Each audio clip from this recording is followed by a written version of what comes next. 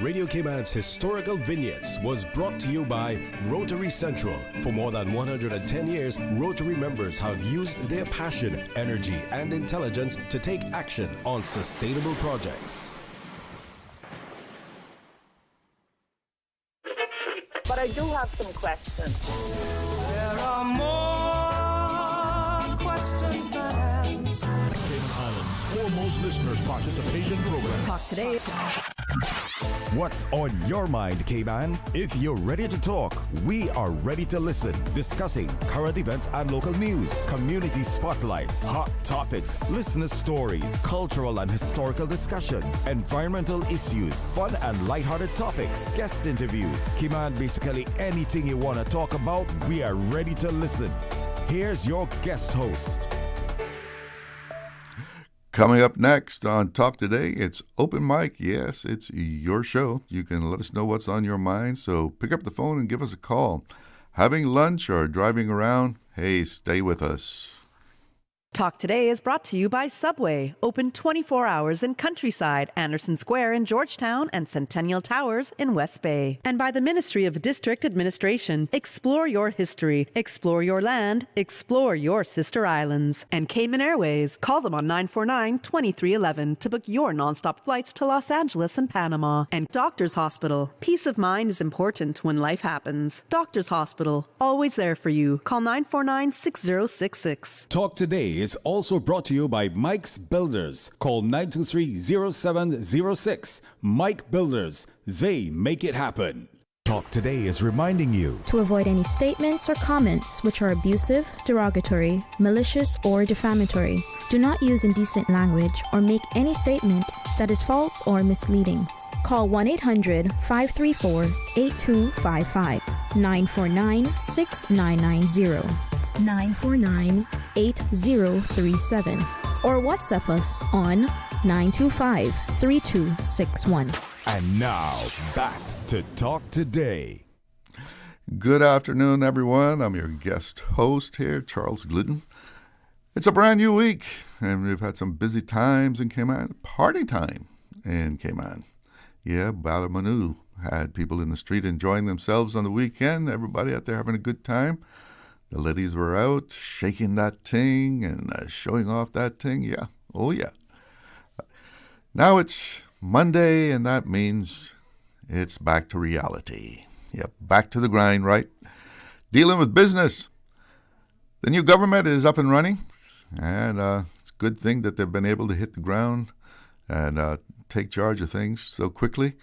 You know, we didn't have any of this thing where you're fooling around for 2 weeks and trying to line up and online and then group back together again. No, they got it all done really fast. And good thing they did, because they have more than a full plate to deal with. Let me tell you, if you take a good close look at things, a lot of things need to be addressed here in Cayman. The ministerial assignments have been issued, and in case you missed it, here they are. Premier, the Honorable Andre Ebanks, is the Minister for Financial Services and Commerce. He's going back to his old territory there. He's quite familiar with that. Of course, he's the man who got us off the gray list. Deputy Premier, the Honorable Gary Ruddy. He's the Minister for Tourism and Trade Development. Now, that's something new. The Honorable Catherine Ebanks-Wilkes is the Minister for Health, Environment, and Sustainability. Of course, she had sustainability in the last government. The Honorable Rolston Anglin, he is back, and he is the Minister for Finance and Economic Development and the Minister for Education and Training. And that training part is new. Of course, he was Minister for Education back in the UDP administration back in 2010, 11, 12, 13. The Honorable Isaac Rankin is the Minister for Social Development and Innovation and the Minister for Youth, Sports, Culture, and Heritage. So they'll have some continuity there because that was his portfolio in the former government. The Honorable Jay Ebanks, he's back in familiar territory also. He is the Minister for Planning, Lands, Agriculture, Housing, and Infrastructure. The Honorable Nicholas DaCosta, first-timer out. He is Minister for District Administration and Home Affairs. Home Affairs, that's the regiment, the fire service, prison service, those kind of things. And the Honorable Michael Miles is the Minister for Caymanian Employment and Immigration. Caymanian Employment, that's a new designation. So it looks like there's been some tweaking of the ministries. There's no specific Ministry of Transport. That's usually in the lineup. The last government had the Ministry of Tourism and Transport. In this government, we have the Ministry of Tourism and Trade Development. The Trade Development, that's new. So this might have to do with this government making it a priority to develop new trade partners and routes. In an interview with Tammy Sullivan, the Premier and Deputy Premier spoke of already having discussions with other overseas territories about alternatives to importing goods from the U.S. in order to avoid the increased cost that is caused by the tariffs being imposed on those goods that are imported in to the U.S. and then exported to Cayman. And you probably would be surprised at the number of items that come from outside of the U.S., but they actually come to us from the U.S. I remember looking at a bag of grapes one time. Those grapes came all the way from Chile, but we got them through the U.S. Reportedly, I haven't seen this, but reportedly there are already signs in some grocery stores basically apologizing for price increases. Like they're saying, sorry for the increase in price, but this is because of tariffs and goods passing through the U.S. So we are being affected here in Cayman because of those tariffs that have been placed on goods coming into the U.S. Another change in the ministry lineup is the Honorable Michael Miles' portfolio, the Ministry of Caymanian Employment and Immigration. The last government didn't have a specific Ministry of Immigration from what I see in looking back. Or maybe it did. There were so many changes, it was hard to keep up. The last PPM government had a Ministry of Immigration. That was Sir Alden's ministry. But here in the National Coalition for Caymanians government, we have not a Ministry of Labor, but a Ministry of Caymanian Employment. So that designation speaks volumes of the objectives of this new government. Apparently, changes to immigration are definitely on the table. Everybody's been clamoring about that during the campaign. Just what that will look like, we have to wait and see. But they seem to be coming because even now we hear the government saying there will be changes. But like I say, just what they look like. A lot of references have been made to the Caymanian Protection Law, and that what we have now is not protecting Caymanians. And they want to have those kind of protections, which were the objectives under the old Caymanian Protection Law. There's also another change. The Honorable Rolston Anglin is Minister for Education and Training. The training part of that ministry is new, and that might indicate more emphasis on vocational training. We heard that mentioned a lot during the campaign, and rightfully so. I mean, not everybody is intended to go to college or, become a doctor or a lawyer, and good money can be had in the trades. If you ever take your car in to be fixed, sometimes you're surprised at how much you got to pay, and labor is a big part of that. So we're going to see something happening there because of that change in name, I'm sure. Right now, let's take a break. Be right back with more Talk Today. Accidents and illnesses can strike without warning. Ouch! When it comes to urgent care, every second counts. At Doctors Hospital, we have a dedicated team of experienced doctors and nursing staff available to you 24 hours a day, 7 days a week. Don't waste time in an overcrowded emergency room when you need urgent care. Whether it's a broken bone, a severe infection, or a sudden illness, trust in Doctors Hospital's unwavering dedication to providing the best immediate care. For complete urgent care when you need it the most, choose Doctors Hospital, located in Georgetown, 16 Middle Road. Hungry? Need Subway any time of the day? Yeah. We've got you covered. Subway at Anderson Square, Centennial Towers, and Countryside Shopping Village is open 24/7, serving up fresh, delicious subs anytime you need them. And for your weekend cravings, West Shore Center is also open 24 hours on Friday nights and until 1 a.m. on Saturdays, because it's never too late for a great meal. Skip the line and order ahead with the Subway Cayman Islands app, or get your favorites delivered straight to your door with Bento and Let's Eat. Fresh, fast, and always here when you need us. Subway, eat fresh. Stay cyber secure with Cayman National. Here are a few tips that will benefit you. Ensure to log out completely when you finish any online banking activities. Be aware of phishing attempts and only click links from trusted sources that are sent from your device through emails and messages. Remember, Cayman National will never ask you for your credentials. If you suspect a fraud attempt or that your account has been compromised, please immediately contact our customer support team at 949-8300. Wouldn't it have been grand if you had purchased land 30 years ago? It may not be 2020, but a perfect vision has never been more clear. Cayman Brac and Little Cayman, poised for growth with an eye on the future.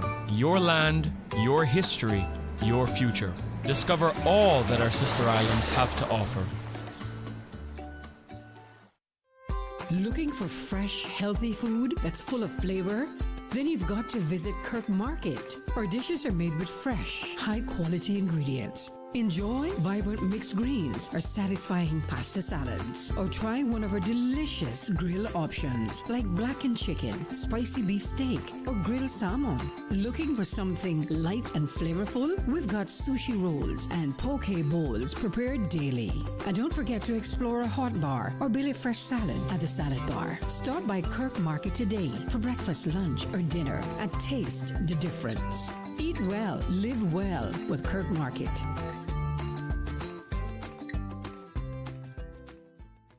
Cayman Art Week is back from Tuesday the 20th to Sunday the 25th of May.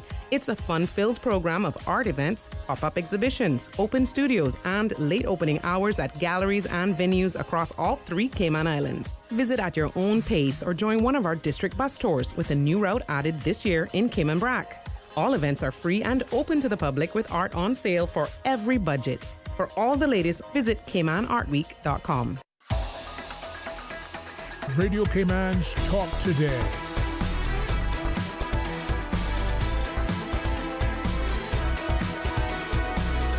What is on your mind, Cayman?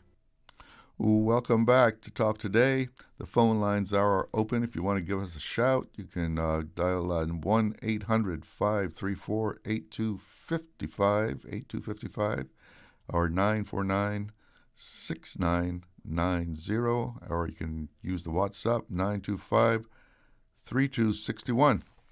And we do have a caller on the line, so let's go to the phone lines. Good afternoon. You're on the air with Talk Today.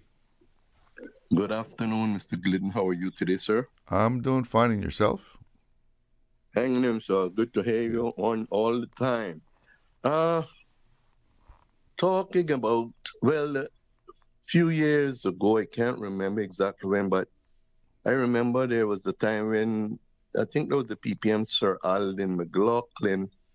They were in talks over in Honduras about bringing in food, which I'm talking from an uneducated person now, but experience. Mm-hmm. I know that you can bring in the food from over Honduras and in Jamaica much cheaper than you can get it from the US. And I'll tell you, I live in those two countries, especially over in Honduras, a long time. and they have a lot of good product. They have a lot of good food: bananas, watermelons, tomatoes, pineapples, beans, which is much better than the U.S. beans. They're much softer, easier, taste better to cook, and rice, everything, corn from over in Honduras. I don't know what happened with those talks. Yeah, there's been several attempts. There's been several delegations that have gone to Honduras and other places to talk about trade, but nothing never seems to happen, huh? Yeah, I know, but yeah, Jamaica also has a lot of good product, good bananas, yams, and everything. So I do not know why we have a new government now, and I hope that they would look at that and consider, because even a lot of the stuff that the supermarkets is bringing in from the U.S., they're coming from Costa Rica. You take, for instance, plantains. If you buy a plantain from the supermarkets here, those plants don't have no taste if you know what a plantain tastes like. For instance, many Caymanians grows plantains and bananas in the yard, and compare them to what you're getting that is being imported here. They've been refrigerated for so long. Even the eggs that we get here locally is much better than the foreign eggs. So I do not know why the governments of the island don't think about importing food stuff from these two islands, two countries. Now, how would you get the stuff from Honduras? Pardon? How would you get the stuff from Honduras or other Central American countries to Cayman? They have Honduras, how companies, the Hyber shipping goes to Florida and comes here as well. That ain't no problem if they want to bring in the food, because they have shipped wealthy people that I know down there own ships that can bring in the product here. Beef, for instance, they got very good beef there.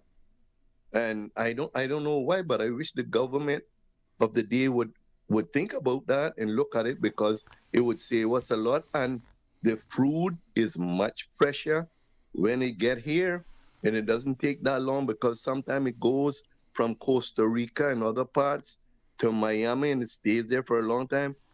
If you eat an orange or a watermelon, I see watermelons that you're buying here that don't have no seed. That's not really no watermelon. People have told me that they buy watermelon, got to put sugar on them when they go home and cut them. You buy a watermelon, you can buy a big watermelon in Honduras for $1. A big watermelon. I ain't asking nobody. I'm telling you. I prove it myself. You can buy a big bunch of plantains down there for $3. Or it's depending on where you go. I'm sure it's much cheaper. On the island. Pardon? I'm sure it's much cheaper. I've seen it in Panama too. I mean, just a couple of dollars gets you a lot of vegetables. Yep. So, but what about the quality? You mentioned stuff like beef, importing beef. You have to be careful with the quality of things that you're bringing in. Sir, yes, sir. But these are all done through the agriculture department down there. They got good beef and good animals. The whole Lord, they got good animals, and they're not feeding them on no artificial stuff neither. Well, apparently this government has already started talking with other overseas territories about, I guess, getting together to develop trade in the region to get around these things like the tariffs that are happening in the U.S. So at least it sounds like they're making some kind of attempt, and I guess acting together with the other OTs. You can do it better than trying to do it one by one. Each of us, as an overseas territory, are small, but if we can join up and act collectively, you can probably get a good trade going. I hope this government considers that, bringing in from. Well, they are. Jamaica They say they're already talking. They're already talking to overseas territories about doing that sort of thing. Well, that'll be good, sir, because we'll save a lot and we'll eat healthier, because them stuff that they're bringing from Florida, and then they have to bring them and refrigerate them for so long. All the beef and stuff, they refrigerate so long, and fish. No, it's terrible. But anyhow, the one the one that gets me is that avocado pears. You pick up a beautiful avocado pear, and then you cut it, and it's no good inside. Yep, it's rotten inside, and you can't do nothing about it. Yes, sir. To find a good pear, how cut there one in the shop till you get one that you want. Well, sometimes we go and ask the guy to cut it, just to make sure, and before I buy it and have to bring it back. Okay, Mr. Glidden, good talking to you, sir. Keep up the good work. Same here. Thank you for the call. Okay, and one more thing before you go, Mr. Sure. Glidden. Remember now, I think that the lottery, they voted on that, so you know what you got to do with that song that I wrote. That was your Monday morning logo. Okay. When you were on full time. Radio Cayman have it there. So just remember. Let them play that when your show is over today. Well, that's supposed to be the national lottery song. That'll be up to Susan, I guess. Yeah, where I am, I have no turntable or anything, so I'm not in control of what's going out over the program as far as electronics. I done that from the 80s. So, you been calling for that national lottery from then, right? Yep, that's right. Well, it seems like the people say it's something that should be started up. So whether the government will take it up or not, we just have to wait and see. I hope it's regulated right. Anyhow, have a good day. And Susan, I hope you hear the numbers game. That's the name of the song on your player. I know JJ the Iceman plays it. So have a good day. Have a good day, Mr. You too. Glidden. You too. Thanks for calling. Yes, sir. Yes, that was a big song around here back in the day. And, hey, people play the numbers. People, it seems like something that people want. Otherwise, a law-abiding citizen go and buy a number and see what they can, if they can make a buck or two out of it. So maybe we will have a national lottery. Might be a way to raise funds. I don't know how much. I know at one point there was a serious study of it, and we have a lot more people now. But when that was done, and this consultant that was brought in to take a look at it, I mean, he went out on the street, he talked to people, he found out where the numbers were being sold and went and talked to the dealers themselves. And in the end, the amount of money that would be generated versus the cost of setup and running that thing, because you have to regulate it. You need staff. You need to pay people. And it didn't seem like the cost was going to be effective. The revenue that would be brought in versus what you were going to spend and everything that was involved in running a lottery. And it sort of just faded away. But there's a lot more people in Cayman now than what it was, what was that, 15 years ago or so? So maybe the scale for a national lottery is now where it makes sense to try and do one. I know a lot of people would be in there buying their number, and, I had a dream last night, so let me play this one. I heard an argument against that the lottery would just be encouraging those with a gambling problem to, gamble more. Well, I guess that is a point that has to be taken into consideration. Although, for most lotteries, you go buy a ticket, it's just costing you a couple of dollars. It's not like you go in and you can put down, $10,000 or something to try and gamble that away. We're coming up on another break, so stay with us. We're going to be right back here with more Talk Today. Stay cyber secure with Cayman National. Protect your computers and mobile devices with security software to defend against cyber attacks through viruses, malware, and other online threats. Be aware of unsecure Wi-Fi connections when in public. If you need to access your online banking or sensitive information on your mobile devices, try disabling the Wi-Fi and switching to data from your mobile network. If you suspect a fraud attempt, please contact our customer support team at 949-8300. Looking to transform your space? From custom homes to commercial spaces, we bring your vision to life with precision, quality, and elegance. At Mike's Builders, we make it happen. Mike's Builders turned my dream home into a reality. Their team is professional, efficient, and truly the best in the business. Good communication? Check. Cleanliness? Check. Professionalism? On point. You have to try Mike's Builders for yourself. Call us today at 923-0706. That's 923-0706. Mike's Builders. Let's build a beautiful world together. Shipping to the Cayman Islands is fast, reliable, and seamless thanks to Cayman Airways Cargo. Need it faster than ocean freight? Cayman Airways Cargo offers multiple cargo flights to Grand Cayman from Miami weekly, so your packages, whether big, small, or in between, will arrive in no time. You can even use a Cayman Airways Cargo US address for your online shopping. Cayman Airways Cargo is also the only carrier providing air freight services for Cayman Brac and Little Cayman. Contact us today and see why Cayman Airways Cargo was voted as Cayman's best cargo and logistics company in the Best of Cayman Awards. For details, visit CaymanAirways.com/cargo. Now, more than ever, supporting your immune system is crucial to helping your body fight off illnesses like the common cold, the flu, and COVID-19. At Valley Med Pharmacy on Walkers Road and in Boddentown, we carry all the essential vitamins and minerals to help support your immune system and improve your overall health. Some of our top immunity support picks are vitamin C, vitamin D, zinc, elderberry, and quercetin, or the popular 7-in-1 immunity support. Our pharmacists are always on hand to help guide you and answer any questions. Visit Valley Med Pharmacy on Walkers Road or Boddentown. Live happy, live healthy with Valley Med Pharmacy.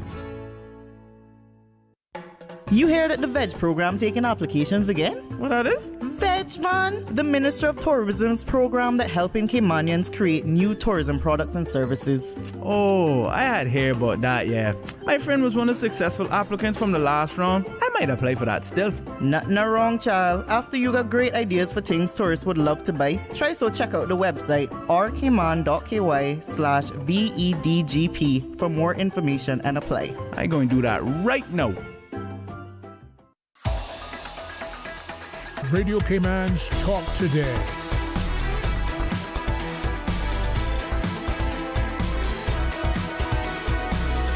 What is on your mind, Cayman? Welcome back. I'm Charles Glidden, your guest host here on Talk Today. The phone lines are open, so you can give me a call on 1-800-534-8255. That's compliments of flow, won't cost you anything. 949-6990 or on the WhatsApp 925-3261. What do you think about what the new government should be tackling first? What are the priorities that you would set for them? Call. Let us all know. One thing I know no one wants to see is the infighting and mixed messages that happened in the last government. So holding the coalition together will actually not just holding it together, but actually governing as a unified body is, of course, of paramount importance. And that is a concern that the new government is addressing. The Premier has said that unlike the previous coalition government, this government is going to have a transparent coalition agreement, a document, an actual signed document that sets out how they will govern together. And if there's a point of contention, well, then they have that document to turn to and say, look, this is what we agreed to.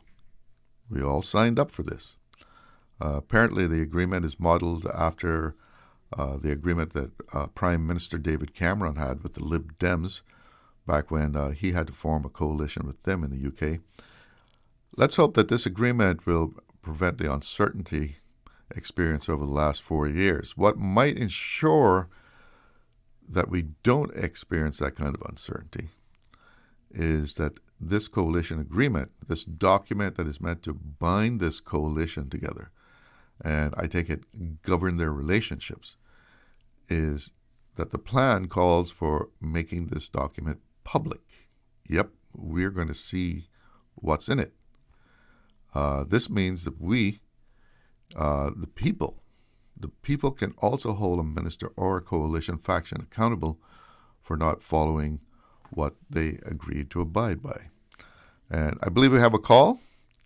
So let's go to the phone lines. Good afternoon. You're on the air with Talk Today.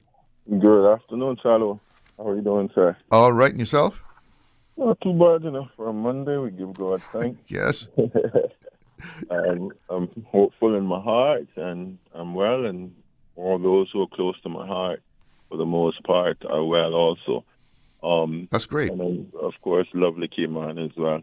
I wasn't going to call, but your little question there kind of triggered it in terms of... What was that? What would be some of the things that, we would think about advising the government on doing? Yes, go ahead. Well, we just had an election, so it would be foolhardy in my mind if they don't concentrate on the things that I believe got them there. And so there's some low-hanging fruit, and I would believe one of them, by the looks of it, certainly the name allocations in the ministry, they seem to be concentrating there.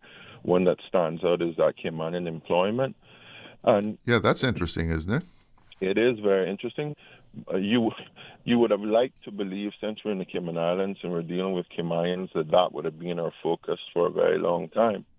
The mere fact that we need to make it something that the government entirely focuses on kind of leaves the argument. One could make the argument that we didn't do a very good job before, so we need to concentrate on it now. Yeah. But we're not going to cry spill milk. We're going to be celebrating the fact that they are looking at measures to stem some of the things that are in the Caymanians' hearts right now, such as looking at how we can redress or certainly bring better balance to us not further being outnumbered in our own country, cost it what it may. Looking at, of course, as I just said, Caymanian employment and trying to stop some of the loopholes that these companies, these runaway companies are doing with ready-made, I call it seeking ready-made employees. You know how we use the word ready-made. You just go and get it and just take it.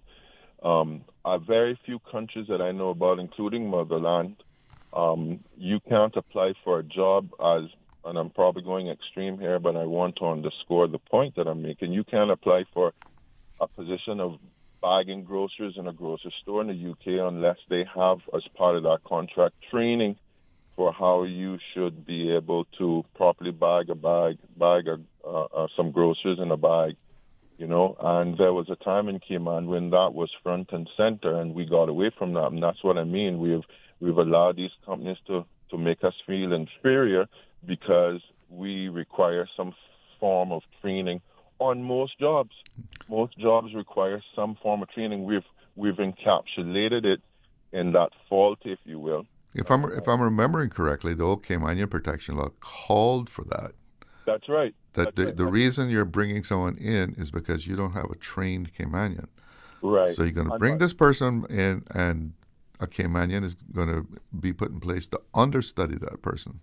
Right, but that's how I think it has been circumvented over time, because that shouldn't be that way. You hire Caymanian with the view of training them, so training should be part of the employment contract, not a secondary, because that justifies you bringing somebody else in the first place. And let's just face it, we're human beings as well. An employer, small business or big business, how they bring in somebody. They're going to naturally feel an affinity towards not replacing them because they got a family, and so you don't want to disrupt their lives, and if they're doing a good job. So then Caymanians constantly get pushed back as a result of that. So that shouldn't be the case. The only place that I know about that continues to train Caymanians as part of the hiring process, that is front and center, that I can think about right now, are CUC and Cayman Airways. So Cayman Airways recognizes, and both CUC, but Cayman Airways, because I can only speak to that having worked there, you weren't asked to be ready for the job. You were interviewed and tested to see whether you qualified and had the capacity to be able to perform the function. The aptitude. And then they made training part of that startup process. And so when I speak about ready-made employees, that's what these places are doing now, the hotels and that sort of thing. They make it seem as if it's rocket science to carry a tray or to do otherwise when we know otherwise. And so we need to get that. That's a low-hanging fruit. But a couple of them would be certainly our referendum. They're controversial issues, but let's look at them cleanly. You talked about, for example, quick way to get revenue from that whole implementation of a lotto. When I talk about casinos, and I think the government, if it's done correctly, would be able to help to stave off some of that or stave off some of that revenue that we're getting from work permits. We've always been wondering how can we fill that gap, and I know that is a conundrum for any government that comes into play. How do we fill that gap if we do reduce, for example, the need for that work permit labor? And that is but one area. That area, as you just mentioned a while ago about the survey that I think it was Mr. Gilbert McLean did many, many years ago, there was something close to $1 million that he calculated, as I recall, per week. You know, and that was, probably close to a decade ago or thereabouts. So you know that there are people who are making tremendous amount of money. Let's just capitalize on that. Start small, do something. It allows for the government to be able to, I believe, fill that gap for some real quick revenue. Whether we like that or not, we can talk about the spin-offs, and we can debate those things, and we can deal with them. But the Caymanian people have spoken. I know it's non-binding, but those are quick wins, those three, and I would hope that they would redress the issue of Caymanians getting locked up. Getting back to the employment and Caymanians being able to get a job, do you think that part of this problem is that we're sort of a victim of our own success? That the place has grown so rapidly with jobs and businesses. You have a small business, you need somebody to run something. You can't find a Caymanian because the Caymanians that you want might be employed. So you got to bring in somebody else to do it from outside. And this just repeats itself over and over and over in different businesses. No doubt our short-sightedness.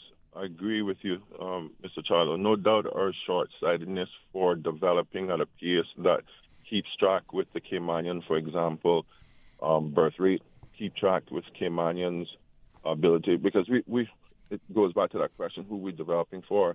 So no doubt the fact that we've grown beyond our numbers to be able to fill it has contributed to that. And like I said, we're at fault for that. But we benefit from it in a broader sense. But Charlo, I am of the view, having been unemployed in my life and seeking for employment at jobs that I know I could do and watched many expatriates do, and couldn't get employed by these companies, there are thousands of Caymanians that are unemployed or underemployed, taking jobs that they just need to take because they need to live. Mm-hmm. And a great part of that, I truly believe, is this whole concept of ready-made employees. I mean, Charlie, we import people from tens of thousands of miles away to pump gas. Yeah.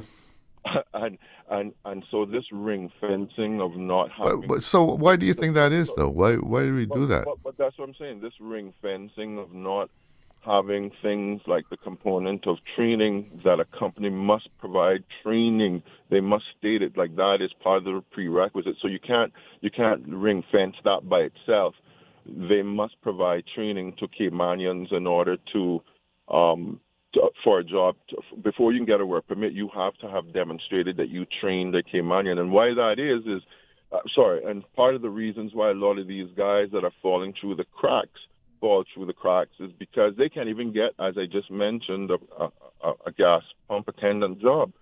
Because I guess I'm going to the extreme when I'm saying this, but it's again to underscore the point, because we just want these ready-made employees. I just don't. Listen, I have to break into you because it's 1:00, and that means we've got to go to the news. Thank you so much for the call, though. Thank you too. It's good input. Bye-bye. It's news time. From Radio Cayman's newsroom, this is Headlines. Local, regional, international news. The headline news is brought to you by Kirk Market and Health Services Authority. I'm April Cummings with your latest headlines. A would-be robber winds up in the hospital with injuries. It happened just before 4 a.m. at a restaurant in Marquee Plaza on Lawrence Boulevard on Saturday. The man was masked and appeared to be armed. A security guard confronted him, and the suspect was hurt in the scuffle. Police say the suspect is now in custody. Grenada is hosting a 3-day regional workshop aimed at advancing regional collaboration, technical capacity, and strategic planning toward the implementation of the Caribbean Efficient and Green Buildings Project. The Ministry of Climate Resilience, Environment and Renewable Energy said the workshop is being held in partnership with the World Bank as well as other regional stakeholders.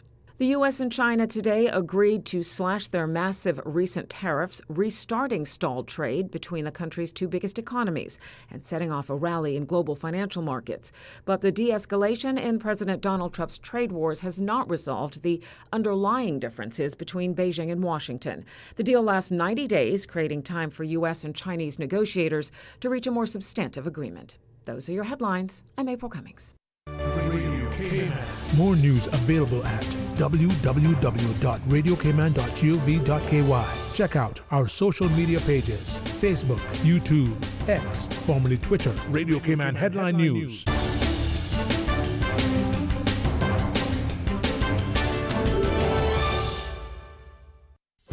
Do you have a healthcare question but not sure who to ask?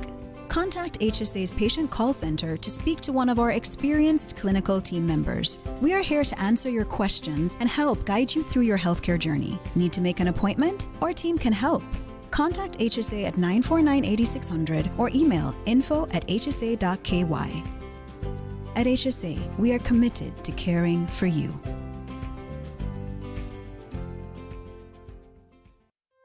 Looking for fresh, healthy food that's full of flavor? Then you've got to visit Kirk Market. Our dishes are made with fresh, high-quality ingredients. Enjoy vibrant mixed greens or satisfying pasta salads. Or try one of our delicious grill options like blackened chicken, spicy beef steak, or grilled salmon. Looking for something light and flavorful? We've got sushi rolls and poke bowls prepared daily. And don't forget to explore a hot bar or Billy Fresh salad at the salad bar. Stop by Kirk Market today for breakfast, lunch, or dinner and taste the difference. Eat well, live well with Kirk Market.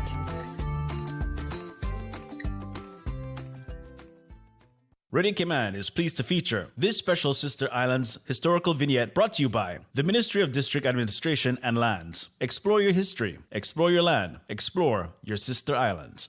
The coconut industry on the Sister Islands boomed between 1890 to 1915, with annual exports exceeding 1 million per year. In 1906, the industry peaked with the Sister Islands, accounting for the entire export of the Cayman Islands. A coconut disease had previously killed off all of the trees in Grand Cayman. The industry was so successful that the government of the day went as far as to impose a special export duty. However, on Friday the 13th, 1915, 2015, a hurricane of unprecedented severity devastated the island of Cayman Brac, rendering most homeless and decimated 98% of the coconut trees on the Brac and 40% of those on Little Cayman. To add insult to injury, the coconut disease that struck Grand Cayman would soon arrive in the sister islands. During the 1920s and 1930s, efforts were made to revive the coconut industry, but the efforts were modest and the industry failed to reach its previous level of prosperity. Information from this historical vignette was sourced from Founded Upon the Seas,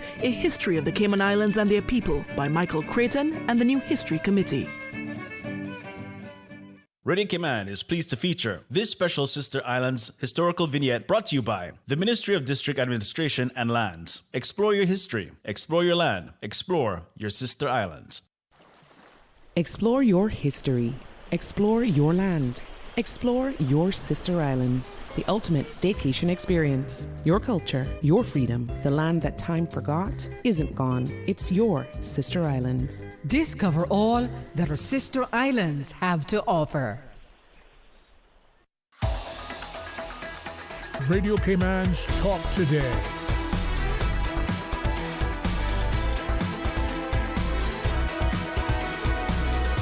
What is on your mind, Cayman? Welcome back. I'm your guest host, Charles Glidden, and let me read a WhatsApp message here. This message says, 2 quick wins. If the government wanted to employ 100 plus Caymanians within a month, it would replace the many expat security guards in hospitals, schools, and other government buildings. This could also feed into police positions. Well, I'm not sure about that. Not necessarily, because being a security guard and being a police constable is really 2 different things. Also, cancel permits for entry-level jobs that even teens and elders can do, like hotel doormen, bellmen, waiters, and bartenders.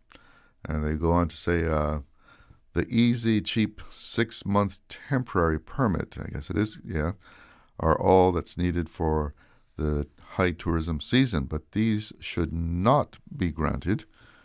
Also, all jobs should have the first 6 months as a standard contract with the same benefits and terms. No pension payable as are the current temporary permits. So that's a WhatsApp message. And if you want to join in on the conversation here, toll-free number 1-800-534-8255, and another number you can ring, 949-6990, WhatsApp 925-3261. And let's check the WhatsApp here. Hello, good afternoon. There's nothing wrong being a pump attendant and a Caymanian, and I work at a gas station, get paid by the hour, $10 an hour. Okay. No, there's nothing wrong with being it. You know, it's honest money. And $10 an hour beats, $6 an hour certainly, which is what, that's about the minimum wage, $6.50 maybe. So yeah, being a pump attendant, $10 an hour, making honest money, doing honest work, nothing wrong with that. Let's hear from the rest of the listeners out here. One item, or rather, let me back up here. We were all very relieved when the government formed so quickly. We thought there was going to be a lot of horse trading, backdoor agreements that no one stuck to. But they got it together really quick, and I think one of the reasons for that is that the different factions of this new coalition government have common priorities in the likes of education, immigration, access to housing, infrastructure. Of course, the big gorilla that is waiting to be tackled is government finances, right? Because we were all kind of surprised when we got that report from the financial secretary saying that the projected finances for the rest of the year called for being in a deficit. And if that projected forecast of a government deficit by the end of the year becomes a reality, that puts a kink in the whole thing. A lot of plans will have to be changed or stopped altogether. Will there be cuts? And where will those budget cuts be? Let's hope it doesn't have to go to salaries. No, that would be terrible to see salaries cut, while the price of items going to the grocery store gets higher and higher, as the cost of living certainly isn't going to get cut, not for the time being anyway. One item that is surely on the cutting board for examination is the proposed $50 million school for Cayman Brack's 35 to 40 students. It's probably more than that now when you include the housing that is being built for the workers building that school. So according to the Premier and the Deputy Premier, the contract for that project will be looked at very closely to see if there's any wiggle room to make this project more cost effective. Now, no one is against Cayman Brack having a decent school, and they may in fact need that school to replace the old one. But nobody wants one either that's going to cost more than $1 million per student, which is what that comes down to. We have some callers waiting, so let's go to the phone lines. We got a WhatsApp. Yes, you're on the air. Good afternoon. Good afternoon again, Mr. Glidden. I'm sorry to call back. Okay, no problem. No problem. Your last caller, they were talking about with the Caymanian labor. Now, Mr. Miles is in charge of that department. Mm-hmm. I wonder, again, I'm talking from an uneducated person, but with experience, I wonder if the department could set up, labor department I'm talking about, could set up some kind of office or a place to say, well, all unemployed Caymanian trade people like contractors. For instance, say I'm a small contractor. I'm limited to say 6,000 or 7,000 square foot home or something, and another big contractor is coming, and I qualified as a Caymanian a contractor to do that job, but then it ends up given the contract to a big construction company and things like that. You know, mm-hmm. If you are if you have your own men working, I'm talking about, this is Caymanian work now. I'm talking about Caymanian unemployed Caymanians, and you know, you come in and you say, well, I'm putting in my credentials. I'm qualified for this size job, or I'm qualified to do this, and I produce my qualifications as a Caymanian, and the permit goes in. Applying, a big company is applying for a permit for John Brown, but that John Brown is a foreigner and a Caymanian is there qualified, that Mr. Miles and his people could look at it and say, well, hey, Charles Glidden has applied here. He's qualified to do this building or that job, and he's a Caymanian. Give it to him over the person, the big company that has applied, things like that. Are you speaking? It could set up. Are you speaking about someone who's a contractor or someone who is a worker, an employee? No, what I'm talking about is Caymanian contractors. Okay. Small contractors I'm talking about, or you own your own business. Right. Okay. Small business. I got you. You know, that the department, before they issue the work permits, that they can look in and say, well, you know, Mr. Glidden has qualifications for this job. He doesn't. He's unemployed now. Give it to him.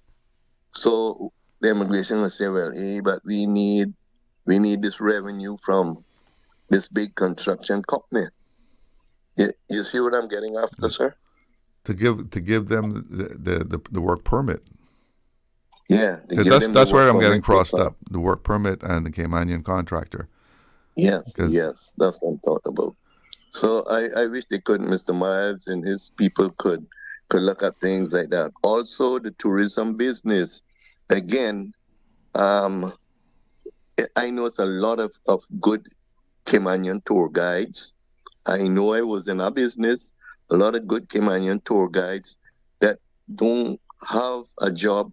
Foreign tour guides are in, and they be telling the tourists all kind of nonsense about the island that they don't know.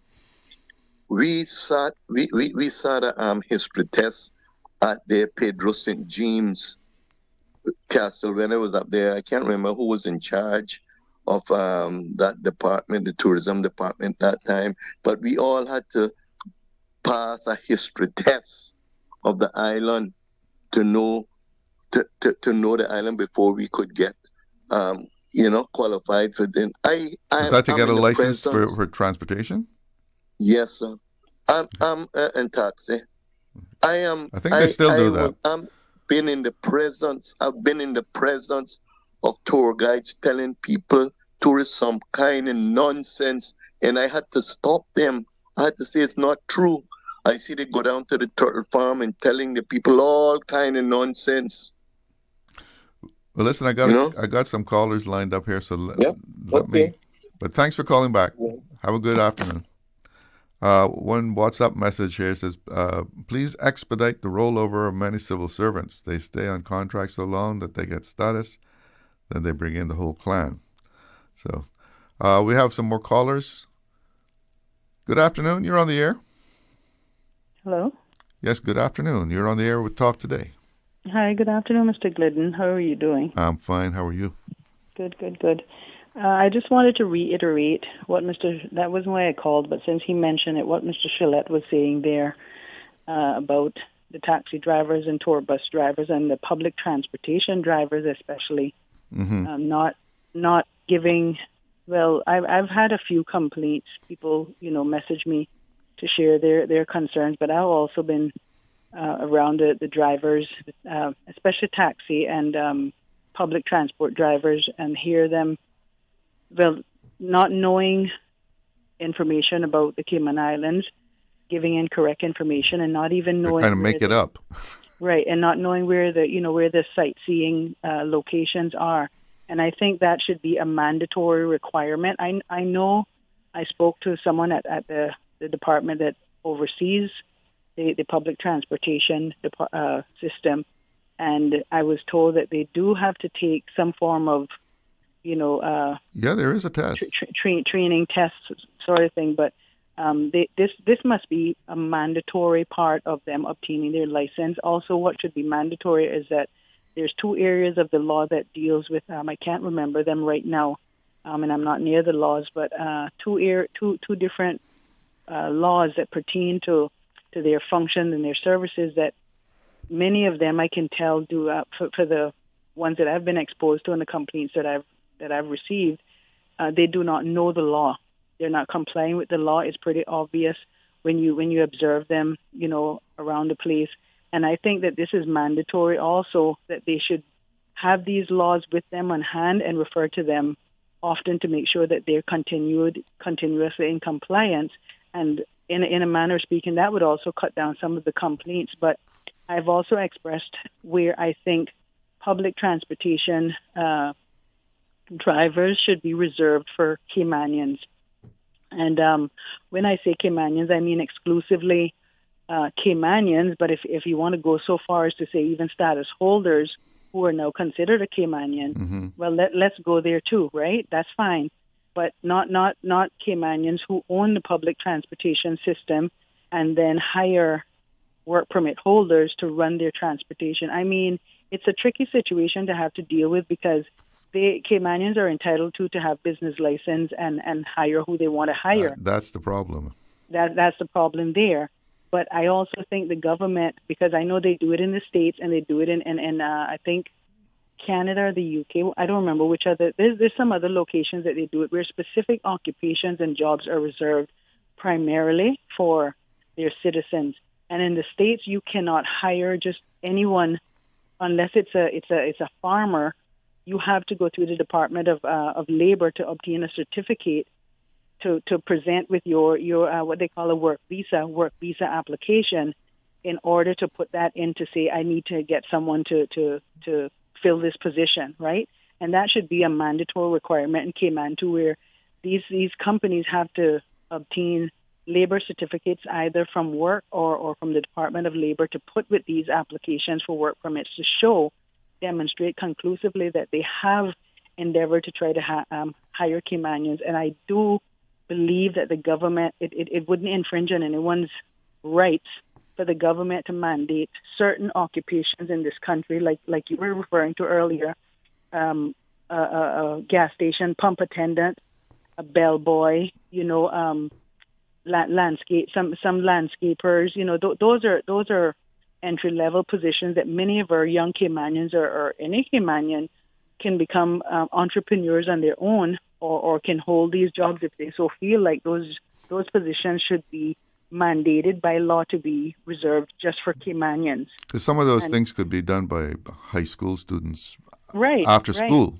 that was the case many years ago too. We see our grocery the baggers, they're coming back on stream now at the supermarkets, and before we saw some of those were becoming what I heard from one supermarket, Caymanian that worked at one supermarket, those were turning into work permit holders too, and someone must have said something, because now it looks like they're back to hiring younger Caymanian students and so forth. So I hope this new government is hearing this conversation and someone will pick it up, because we in terms of immigration reform, we want to use that word.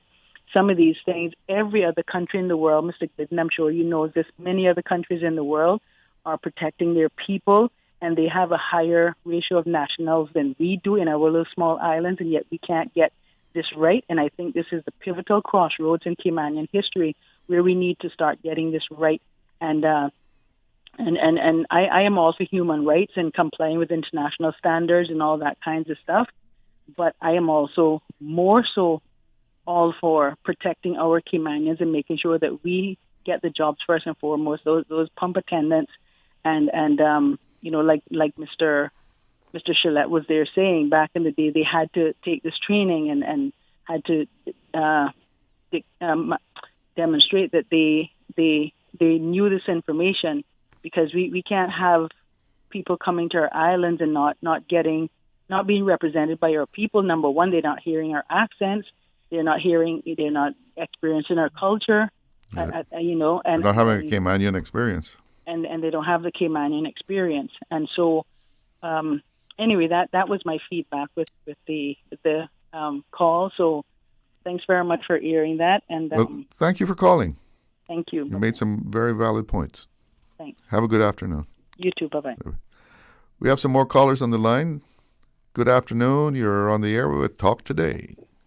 Good afternoon, Mr. Charlo. Yes, good afternoon. I want to make my little contribution today. Sure, go ahead. In regards to the workings or considerations of the government, future considerations concerning the people. I think, when you look back, you where Caymanians were getting 3 weeks, 2 weeks, a month of road work and that sort of thing. Mm-hmm. I would like to see, to be honest, them take it step by step and probably have the road works going on up to about 6 months or more for the people. Because, they're poor people. You got a lot of poor people that need work and stuff like that.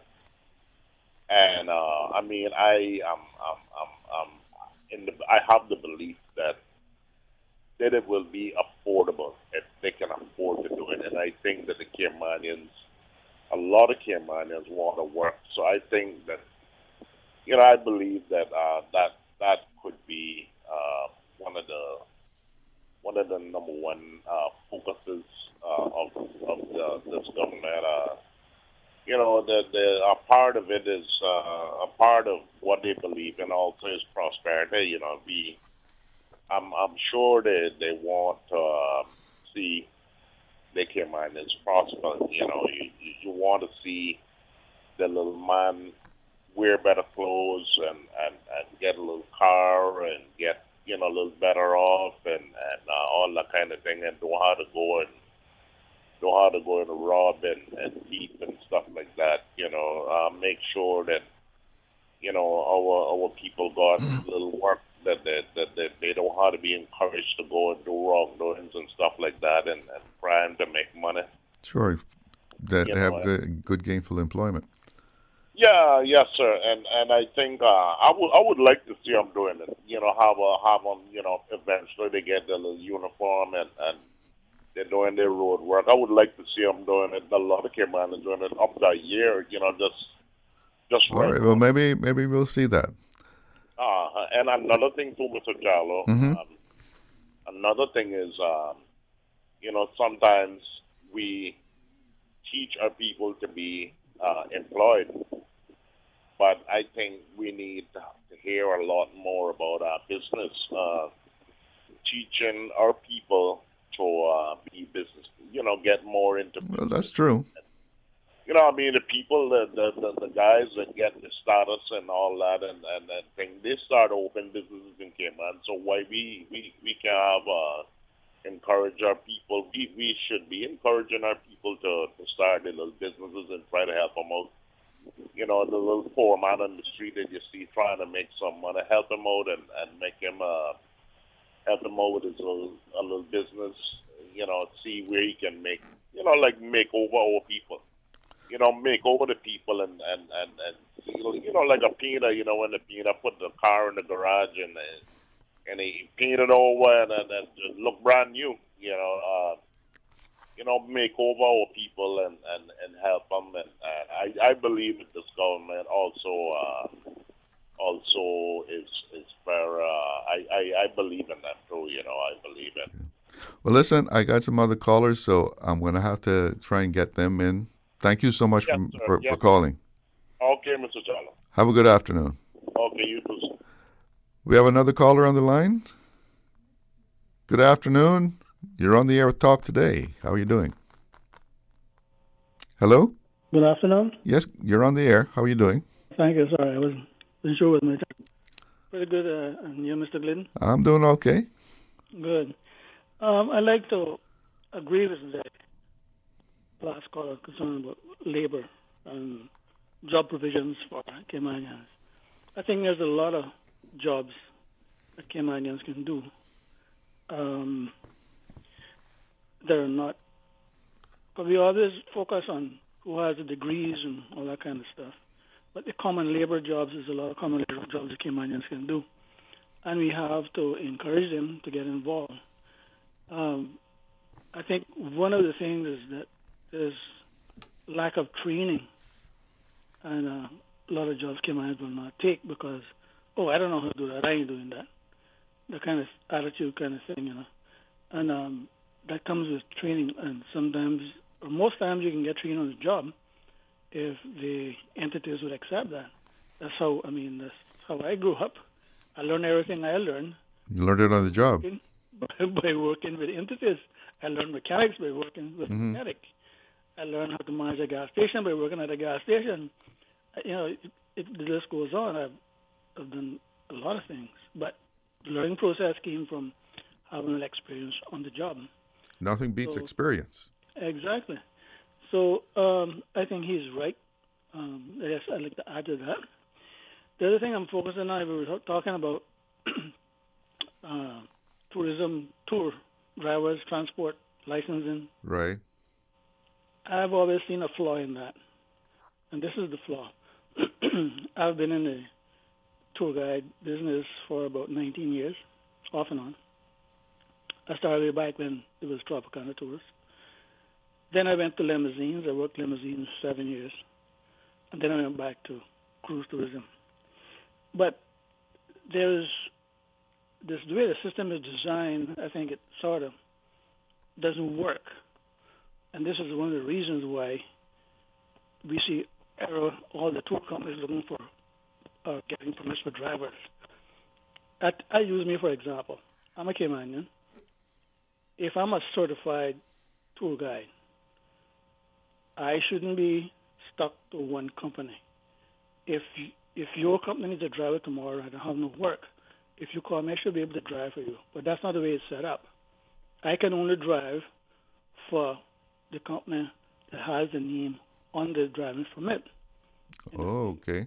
I think that's you can't freelance at all. You can't freelance at all, and I think that's a big issue. I found it to be a big issue. Plenty of times people will call me, but I can't drive. I can't drive for them. So at the end of the day, they end up getting permits for drivers to drive. There are Caymanians that can drive.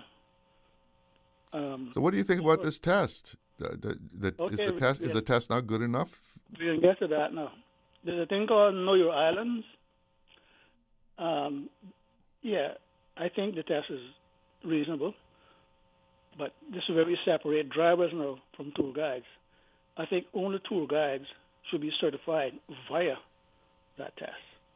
So, and I think it shouldn't stop people from driving if they just want to drive. For instance, you got a lot of traffic from the port cruise to the beach.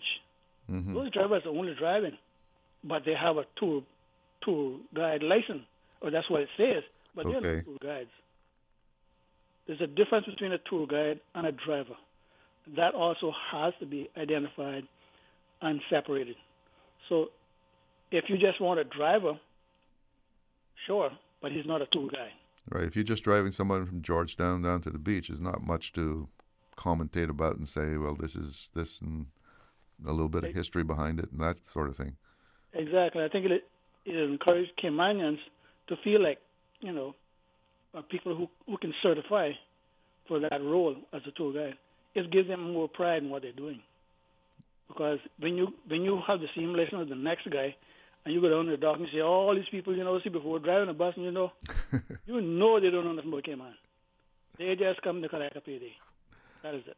Okay, sir. Thank you so much for the call. Yeah, I appreciate your time. Thank you. We're going to take a break. Be right back with more Talk Today. Did you know ordering your favorite sandwich from Subway just got easier? Yeah, picture this. No more waiting in line. No more fussing with cash. Just a delicious taste of Subway at your fingertips. With our new app, ordering your go-to sub is as easy as a few taps on your phone. Plus, receive exclusive deals and earn loyalty points with every purchase made on the app. Download the new Subway app today and get ready to ditch the lines and drive straight into your flavor. Visit the App Store or Google Play Store on your mobile phone and search for Subway Cayman Islands. Subway. Eat fresh.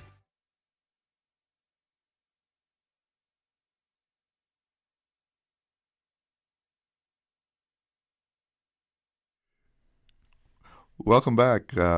Here's a WhatsApp saying the worst thing that can ever happen is for the country to be taken over by people who are a bunch of hooligans. I don't know what that's referencing. If something is not done and fast, we will all be very sorry. The time will be too late. Do we have another caller on the line? Okay, no calls. So some interesting discussion about this thing with the tour guides, because I'd always and the drivers, I always thought that test was pretty tough, that you had to really know about Cayman in order to do that you could take tourists around and you would be able to speak knowledgeably about the island. So some interesting input there. Do we need to go back to the break? Okay, we got some more commercials that we have to get in, so we had some technical problems there. So let's go back and make sure we get those in. Looking to transform your space? From custom homes to commercial spaces, we bring your vision to life with precision, quality, and elegance. At Mike's Builders, we make it happen. Mike's Builders turned my dream home into a reality. Their team is professional, efficient, and truly the best in the business. Good communication? Check. Cleanliness? Check. Professionalism? On point. You have to try Mike's Builders for yourself. Call us today at 923-0706. That's 923-0706. Mike's Builders. Let's build a beautiful world together. Stay cyber secure with Cayman National. Here are a few tips that will benefit you. Ensure to log out completely when you finish any online banking activities. Be aware of phishing attempts and only click links from trusted sources that are sent from your device through emails and messages. Remember, Cayman National will never ask you for your credentials. If you suspect a fraud attempt or that your account has been compromised, please immediately contact our customer support team at 949-8300. Shipping to the Cayman Islands is fast, reliable, and seamless thanks to Cayman Airways Cargo. Need it faster than ocean freight? Cayman Airways Cargo offers multiple cargo flights to Grand Cayman from Miami weekly, so your packages, whether big, small, or in between, will arrive in no time. You can even use a Cayman Airways Cargo US address for your online shopping. Cayman Airways Cargo is also the only carrier providing air freight services for Cayman Brac and Little Cayman. Contact us today and see why Cayman Airways Cargo was voted as Cayman's best cargo and logistics company in the Best of Cayman Awards. For details, visit CaymanAirways.com/cargo. Did you know that Doctors Hospital provides urgent care services 24 hours a day, 7 days a week? And Doctors Hospital's urgent care physicians have access to the most advanced MRI and CT imaging in the Caribbean, providing reliable diagnostics when you need it most. When you need quality urgent care for an illness or injury, Doctors Hospital is here for you 24/7. Whether it's a migraine, chest or abdominal pain, shortness of breath, broken bones, or another urgent need, Doctors Hospital at the top of Walker's Road. Urgent care right now. Social media, X, formerly Twitter, Facebook, Instagram. Interact with our talk shows on YouTube. Download our official Radio Cayman app, or you can log on to our website, www.radiocayman.gov.ky. You can also add us to WhatsApp on 925-3261. All the latest information, breaking news, community events, and more. Radio Cayman. Radio Cayman's Talk Today.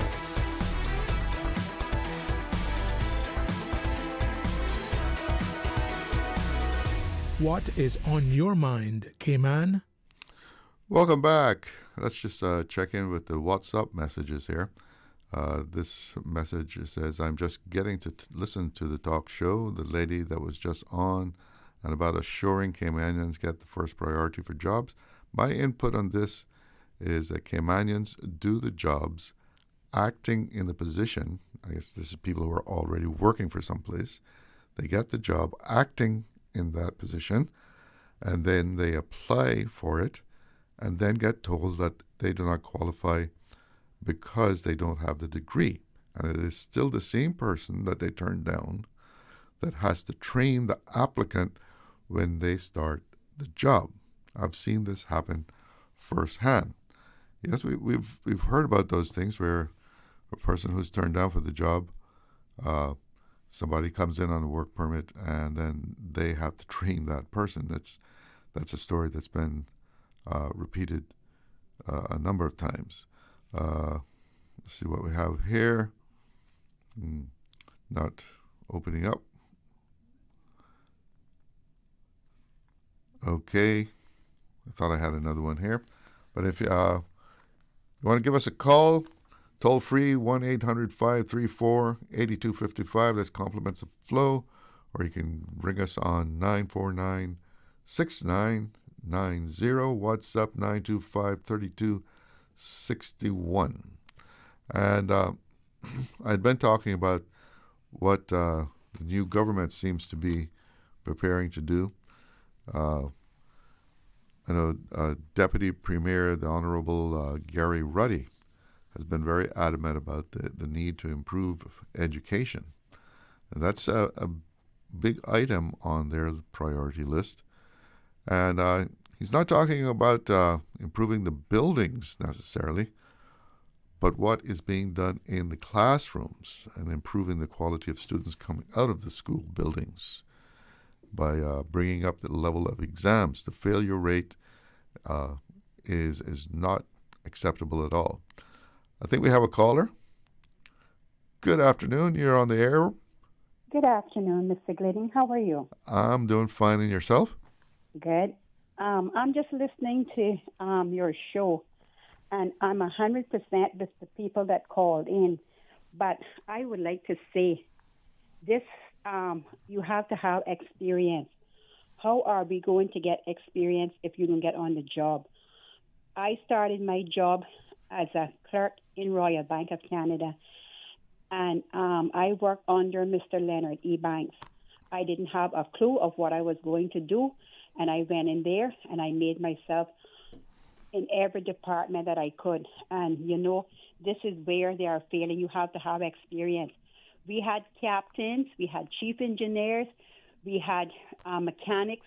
You have to get on hand work experience before you can say you have to have experience.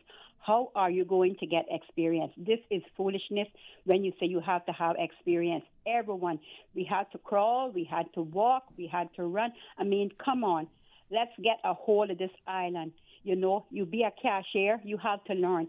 How many people are doing cashier work that had to learn on the job? Caymanians are not dumb. We are not dumb people. We are smart people, very intelligent. We have put this island to where it is today because of our forefathers. And the thing is, this has to stop about you need experience. I was listening to Mr. Hurlston and a few other people that called in. I am saying we need to get Cayman back for Caymanians, grassroots Caymanians. We are not lazy. I am sick of hearing, Caymanians are lazy. We are not lazy. We have paved the way for all of the lazy people to come in here and get a job. And it has to stop. It has to stop now. I hope this new government get a hold of this, and every Caymanian that is willing to work and wants a job can find a job. Just give them a chance. Nothing about work experience. Give them the job, and they will prove themselves. My dad was a chief engineer. He knew nothing about being a chief engineer. He went on the job. He worked his way up. If he wanted, he could advance to captain. But you know what? He said he had another man that was a captain. So he said he was satisfied being a chief engineer. He let the other Caymanian be the captain. So you know what? Take an example from these old Caymanians. We can do it. Let's get this island back together. Thank you for listening. Have a good afternoon. Well, thank you for calling. And I think all Caymanians want is an opportunity. They want the opportunity to show what they can do. We have another caller. Good afternoon. You're on the air. Hey, Chalo. Hello. Hey, you hearing me? What's that? Are you hearing me? Yeah, loud and clear. Okay. Hey, Chalo, this is Leon Ebanks, man. It's so long that I haven't talked to you. Yeah. What's on your mind? You know, you remember the days that when Radio Cayman was much different from what it is today with you, Pastor Alison Ebanks, Lomax, Rankin, Nate Bush. Oh, yeah, the whole crew. Yeah, Susan Watson, Ken Smith, and... You can't forget Ken Smith.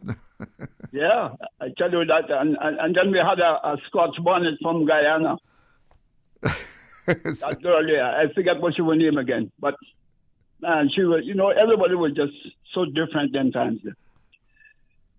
Chalo, today, I tell you, you know, I finished work now. I did 54 years in Cayman Islands, man. And it makes me sad to see what the young Caymanians are going through here today. All of these cons they're using and getting through immigration with it. Foreigners and Caymanians. Let me tell you, man, my last job was at Cayman Bay. I lost a whole 12 months of benefits that my boss told me he couldn't pay me because the subcontract, where he had the subcontractor, the company he had it with, wasn't paying him those things. You understand? This is a part today why young Caymanians can't get jobs on this island. That cheap labor has destroyed their chances. I hope it's so end. You understand? Caymanians, young Caymanians, all of us, we need to be paid. And Chalo, let me tell you, I made money with one hand in the Cayman Islands, and I spent all that money right here.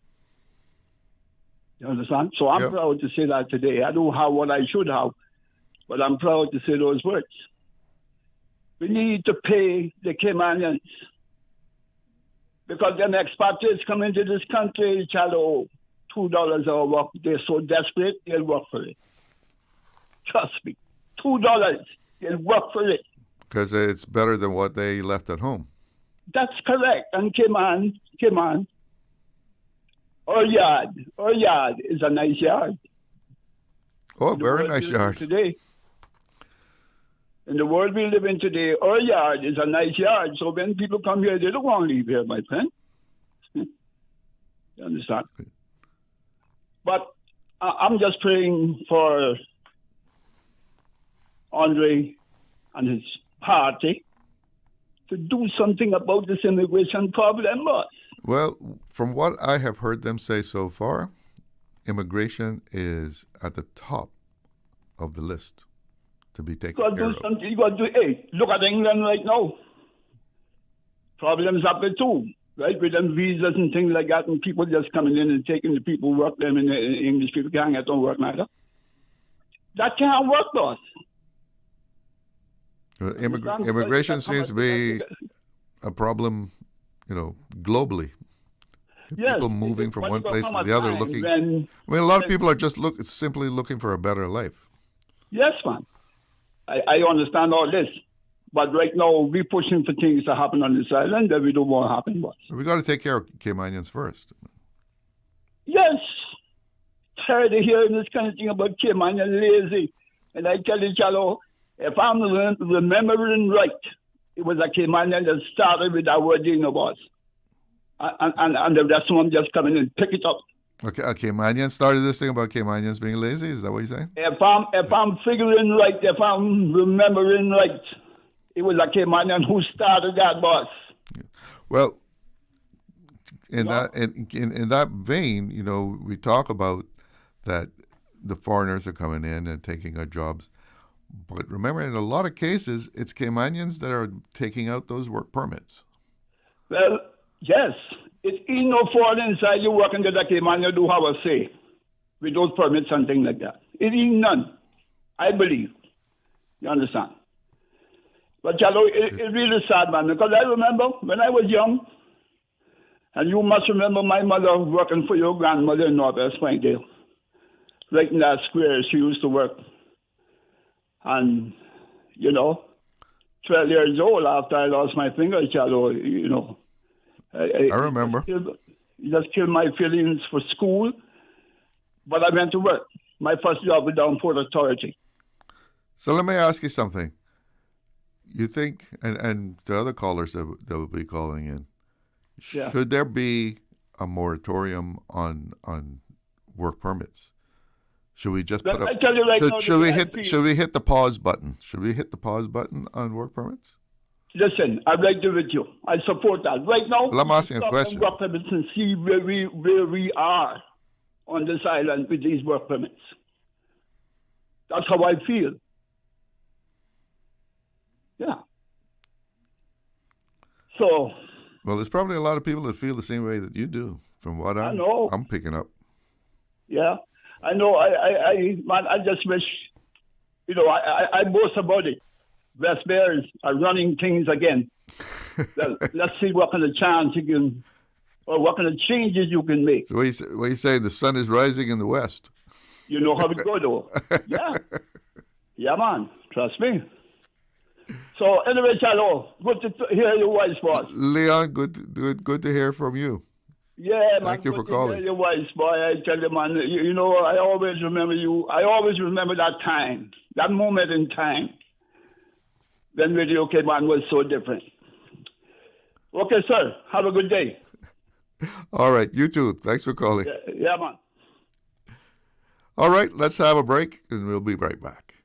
Looking to transform your space? From custom homes to commercial spaces, we bring your vision to life with precision, quality, and elegance. At Mike's Builders, we make it happen. Mike's Builders turned my dream home into a reality. Their team is professional, efficient, and truly the best in the business. Good communication?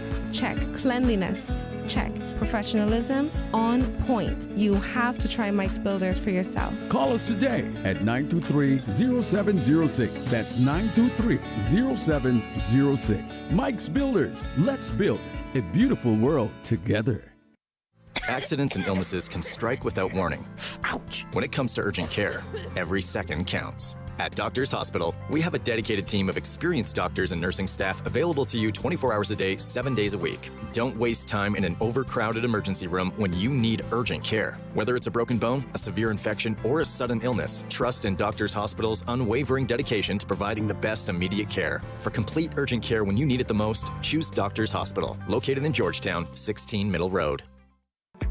Shipping to the Cayman Islands is fast, reliable, and seamless thanks to Cayman Airways Cargo. Need it faster than ocean freight? Cayman Airways Cargo offers multiple cargo flights to Grand Cayman from Miami weekly, so your packages, whether big, small, or in between, will arrive in no time. You can even use a Cayman Airways Cargo US address for your online shopping. Cayman Airways Cargo is also the only carrier providing air freight services for Cayman Brac and Little Cayman. Contact us today and see why Cayman Airways Cargo was voted as Cayman's best cargo and logistics company in the Best of Cayman Awards. For details, visit caymanairways.com/cargo.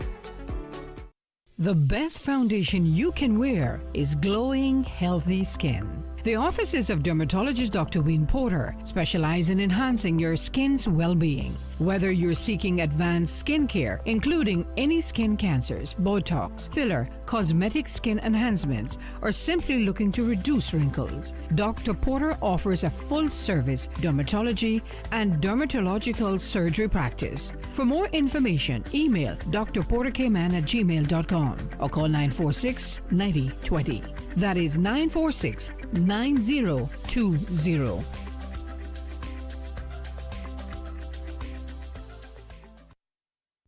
You hear that the VEG program taking applications again? What that is? VEG, man! The Minister of Tourism's program that helping Caymanians create new tourism products and services. Oh, I had heard about that, yeah.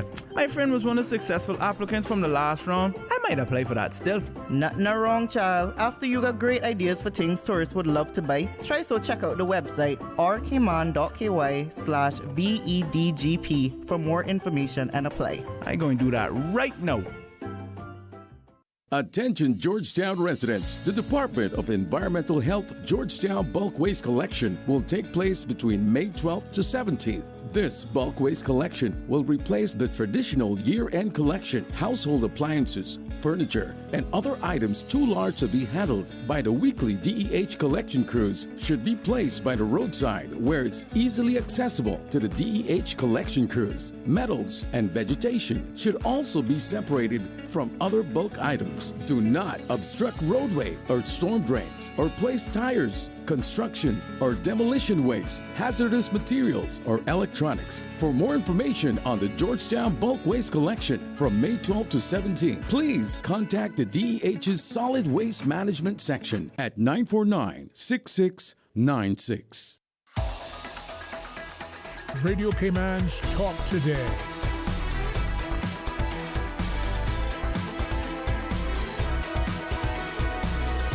What is on your mind, Cayman? Welcome back. Well, let's check in with the WhatsApp. Here's a message saying that guy was right. Tour guides and drivers should be locals. They tell visiting passengers all manner of foolishness about Cayman. The biggest flaw in the tour business is one must be a Caymanian to own a tour company, but anyone on a work permit can work as a tourism guide. Makes no sense. Only natives should be sharing Cayman kind. And so I agree with all that has been discussed today. Transportation system in general needs to be overhauled. Also, I would like to hear an update on the 6-month pilot project in Prospect where garbage was being collected from specific containers using a specific mechanical arm to lift the containers into the garbage trucks. Then the department said the law needed to be amended to require garbage containers with proper garbage bags with covers to prevent animals tearing open the bags. I sincerely hope the new MPs will find it necessary to amend such laws and enforce the law as soon as possible. Well, as someone who lives in Prospect, I like those containers. Very nice. You wheel them out to the road where they can be collected, and they have good lids. They're big enough to hold, the garbage you put out. I don't know how they're working on the trucks, but from my end, they're working pretty good. Good day. It's well known that Cayman has developed an economy where we have many more jobs than Caymanians to fill them. For this reason, a work permit moratorium is not feasible. Good point there. What is much more possible is a moratorium on PR, permanent residence. Also, passing more stringent laws on status grants are quick wins that the majority of our population expects this government to pass within the first 100 days. So we'll be watching. And permit workers should never be allowed to skip and jump around from job to job if their employer has no work. If their employer has no work, send them back home. We have someone on the line. So good afternoon. You're on the air with Talk Today. Good afternoon, sir. How are you? I'm doing okay. And yourself? Well, I'm breathing, so I'm not okay, but I could have been worse. But I'm breathing. I'm alive. I'm giving thanks. Okay. Now I got pain. I got a problem with my knee. But I got one in mind, too. Yes, sir. I need surgery, but I've been debating that from last year, January. I don't know. I hope I could find some other method, but anyway. But why call him about? I wholeheartedly agree on what these guys were saying about people for the people with these tour guides and stuff. So yes, a tour guide is different than just a driver, and I've heard. God, no, I wouldn't tell a lie. If I lying, God do make me move from this chair where I am. But I've heard when they had that trawler, Rogers, or when he running in town with tourists. Yeah, I remember the trolley. Yes, I stood right there by Freeport in town where they got a fountain that be, and heard a tour guide on a speaker telling the tourists. And to me, that sounds so stupid that the water that's in that little, well, I would call it a little... the fountain that's on display? Or something, that the water from that is imported. And I say, oh, my God, how stupid. I heard that. That's a stupid thing. And like I say, I am not a born Caymanian, but I came here in 1962, and I know plenty about Georgetown. I can remember where Cotterbush was. I could tell them where the Shell gas station was. Where the had some good mine goes up Cotterbush. Huh? Had some good mine goes up in Cotterbush. As well, I get traced out by Warren Police and Mr. Boy and them plenty. I can tell them all way. The Bola store was it, Mr. Spurgeon store was it, Miss what's your name? The woman that Mr. Ben Ross mama house. You mightn't have been born here, but it sounds like you got some roots. This is one time I could tell where OC mama and them house was there by where McDonald is now, where the Alice Anderson gas station was there by where tell where the Catholic thing was down behind by where Elizabethan Square is. So everything there about Georgetown. And I'm 70 now, and I agree that they have people that, because I've been out in town, and sometimes the tourists ask me information, and they stop me and they say, Ma'am, are you Caymanian? And I tell them, no, sir, I was not born here, but I came here at the age of 9. What information do you need? And when they tell me, I could tell them where to go and where to find this and where to find that. So I wholeheartedly agree on that. And another thing about Caymanians having experience, how experience is foolishness. They say you got called. When I was born walking, we had to crawl before we could walk. We had to pull up. And yes, if they give them a chance, and I know plenty people that hire Caymanians, that the Caymanians know what they're doing, but they don't want to pay them, and then they hire foreigners, and the Caymanian have to train the foreigner, and then they push the Caymanian out because they can pay them less. So all of that need to be looked into, and I know that for a fact because it happened to a family member of mine. He's an IT guy, and they took him in, and if the business is not owned by Caymanian, but they took him in, and then when he trained a Cuban, then they push him out and keep the Cuban. Not right. That's not the right thing to do.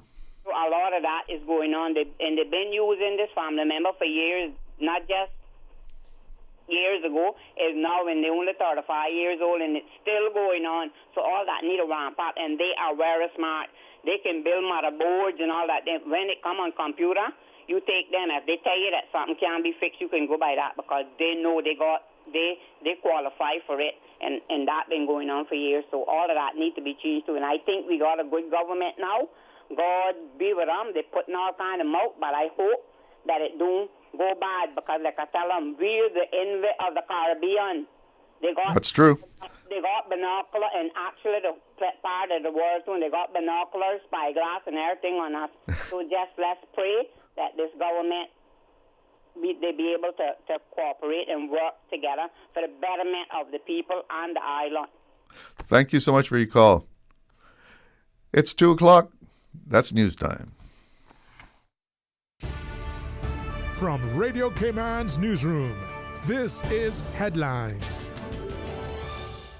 The Headline News is brought to you by Kirk Market. I'm April Cummings with your latest headlines. 2 people walking along the roadside were hit by a car this weekend.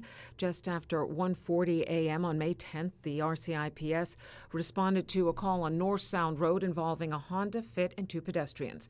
The victims were walking near Seymour Drive when the Honda Fit left the roadway.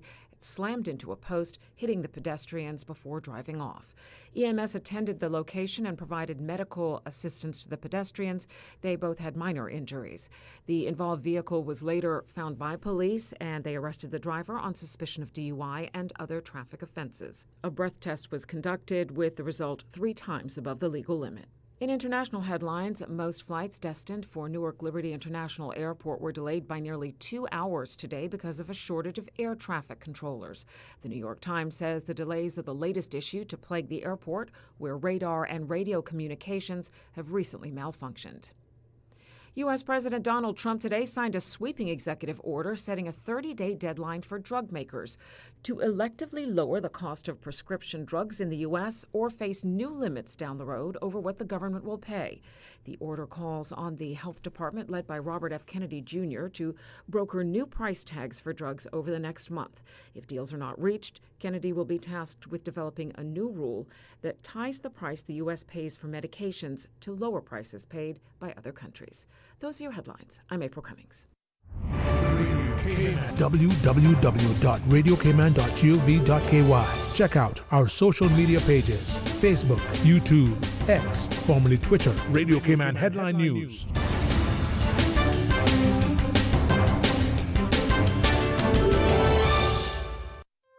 Looking for fresh, healthy food that's full of flavor? Then you've got to visit Kirk Market. Our dishes are made with fresh, high-quality ingredients. Enjoy vibrant mixed greens or satisfying pasta salads. Or try one of our delicious grill options like blackened chicken, spicy beef steak, or grilled salmon. Looking for something light and flavorful? We've got sushi rolls and poke bowls prepared daily. And don't forget to explore a hot bar or Billy Fresh salad at the salad bar. Stop by Kirk Market today for breakfast, lunch, or dinner and taste the difference. Eat well, live well with Kirk Market.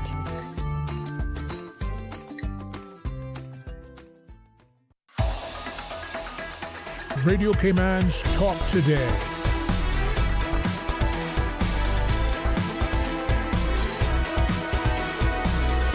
What is on your mind, Cayman? Well, I grew up on Elizabeth Street in West Bay, and I just got a message by way of Susan saying there was was it an email? An email saying to let me know that my joint Elizabeth Street baby contest winner was sending greetings. Well, greetings back to you, my Elizabeth Street comrade. Good people on Elizabeth Street. Okay, we're moving into our last half hour here, and one thing that we're picking up for sure, this whole thing about the drivers and tour guides and who should be allowed, only Caymanians, that seemed to be quite a hot topic. And you should know, if you're going to be taking people around and showing them Cayman, you should know Cayman like the back of your hand, really. Your tour guide, people asking you questions, and you should be able to tell them about Cayman. We've also been talking about what the new government has before them, and they have their hands full, make no mistake about it. They've got that budget that they have to deal with. That's going to be a touchy thing, this projection that we're going to be going into a deficit by the end of the year. I'm sure they want to avoid that by all cost. And what it will take, we'll see. But we've got some smart people up there, including an accountant who is the Minister for Finance. Improving education, another big one. Access to housing and immigration, which has dominated this show today. People want something done about immigration. And from what I've heard them saying so far, they take this very seriously, and we will be seeing immigration reform coming, whether it's going to be soon or later, but immigration reform, it seems to be at the top of their list. Another thing that we need to decide, too, is upgrade to the cargo port, a new cargo port. Apparently this, with the population increasing, what we have to import, what we have there now is not adequate to handle all of that cargo. So we need a cargo port that's going to serve us well into the future. Beach erosion. That's one of our prides and joys there, beach erosion. And, of course, a lot of that is caused by how we allowed people to build so closely to the waterline, to the shoreline, building seawalls that the waves just bounce off of and take the sand out. And I guess we can't forget, the landfill. That's, I believe you might say, a ticking time bomb. Something has to be done. And as they would say in advertising, there's much, much more that needs to be done. So we've heard some people. We still got time to go. We'll be here until 2:30. So what do you think about the new government? What should they be tackling first? We had some referendum items that people turned out in full force to answer. Voters made it clear that they are not going to give a carte blanche, blank check approval to building a cruise ship berthing facility without having some kind of really clearly defined plan. There's little chance the voters are approving something unless they know exactly what you're talking about. And I know that the people who brought that were saying, well, we just want to feed by what are people thinking. But people want to know what you have in mind. Of course, the cruise ship, the cruise lines, they say without piers, they're going to bypass us. Well, the fact is they've been saying that for quite a while. Going back to 2011, 2012, they said, oh, we're going to cut you off if, and they spoke as if it was imminent. We're going to bypass you. So there might be less numbers if we don't build piers. But the thing is, Cayman is in demand by cruise passengers. People like to stop in here. It's a safe place that they can come off the ship, not being harassed. They can go to the beach, and they always are demanding Cayman be on the itinerary of cruises going through the Northwest Caribbean.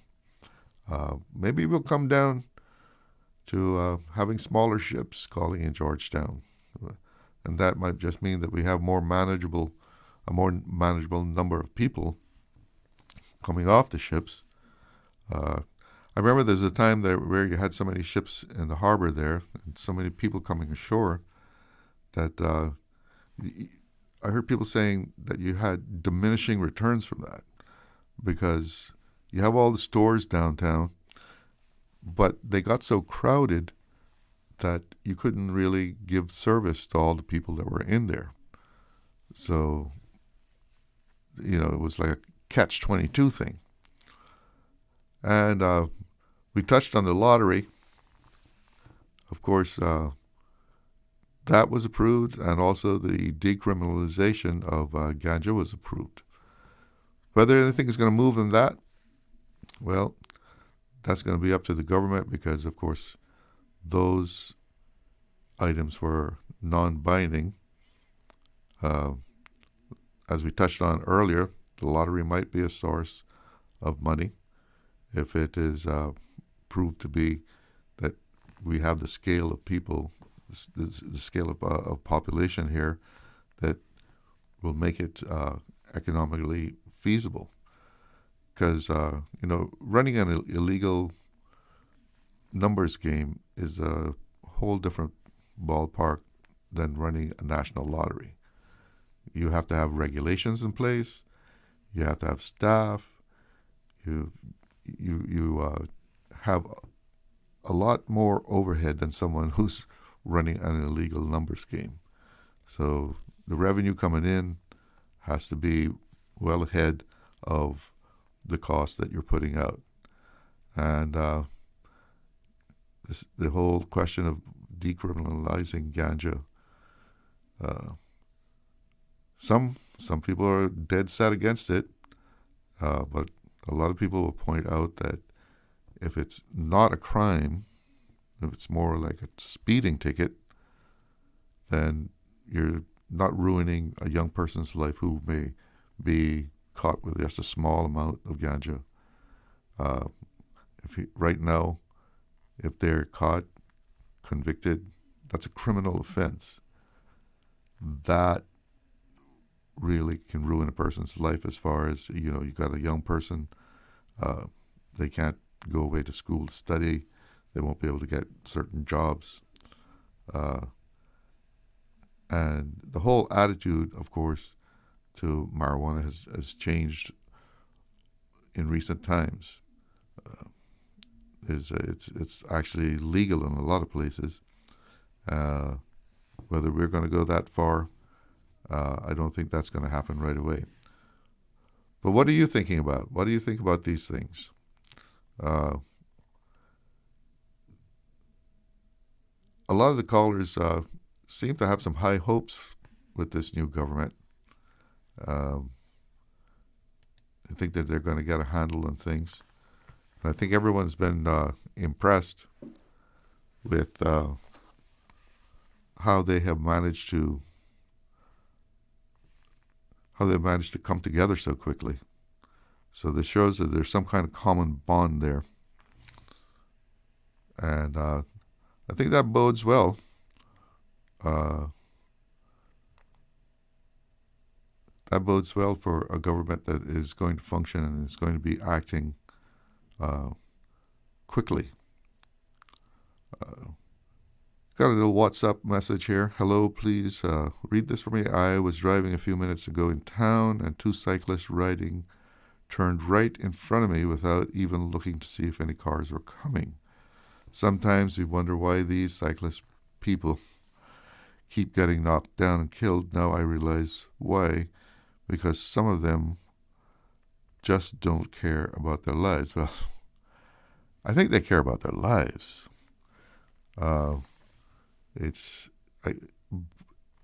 both the cyclists and drivers have to share the road. I mean, someone riding a bicycle, maybe that's what they can afford. We just can't dismiss people because I'm driving a car and you're driving a bicycle. You're riding a bicycle, so I have more right to the road. But yeah, everybody has to play by the rules of the road, and everything will be much safer. I know a lot of people say that we need to provide more space for cyclists, because people are not just cycling for exercise. A lot of people are riding a bicycle because that's their means of transportation. I'll tell you, one of the scary things out there is people on some of these scooters. I'm not talking about the electric bicycles, but people on those little scooters. They're all over the place, and they're acting as if they have some kind of barrier around them, like they can't get hurt. I saw a guy on a scooter fall down in a roundabout, and luckily everybody hit their brakes, because if they hadn't been able to do that, there was going to be a very sad story right there in that roundabout. I think we have a caller. Good afternoon. You're on the air. Hi, Mr. Glidden. It's me again. Okay. Welcome back. Thanks. I called about something else, but as you continue talking, I had other thoughts come up in my head. Share them. One of the things I would like to see the new government work toward is taking a few of the recommendations from the Electoral Boundaries Commission, and one of those major recommendations is adding another seat in Bordentown, which would give us 20 MPs. We know the population has grown immensely, so I do feel that that recommendation was warranted to add another seat. I don't think they need to change the names of the districts, because the recommendations of name change was too confusing and very simplified, not tasteful and professional for me. And what I'm concerned about, so I hope the new government, I know that that's not something that can just be changed, in the touch of a vote. It's a process. And you have to do it in time so that it's not close to the next election. Elections, yes. So that I think that's why the last government was saying that they couldn't take any of the recommendations. I think they more or less waited too long, too close to elections, and then came out and said that. But I hope this other government will look at it, because it definitely, I feel, would benefit the islands with our growth and so forth. And we see some ministers are getting, 2 or 3 or 4 different ministries. But I think they've spread the ministries out pretty good this time. Some of them have a heavy load, though. Yes, that's what I'm saying. You're right. Yep, they do. And I think another another seat would definitely, But wouldn't we have to go to 21 instead of 20 so that you don't get a hung parliament there? Probably. I'm not quite too sure about that. I just know that the Boundaries Commission just recommended, I think it was only one. They I think it was only one district that they recommended, because they were saying they didn't want to combine East End and North Side, because there was talk about that. Yeah. That wasn't, received very well. I know that I only remember them saying to increase one in Bordentown, because Bordentown was one of the fastest growing district overall as a main district, not as an electoral district per se, as far as I can remember.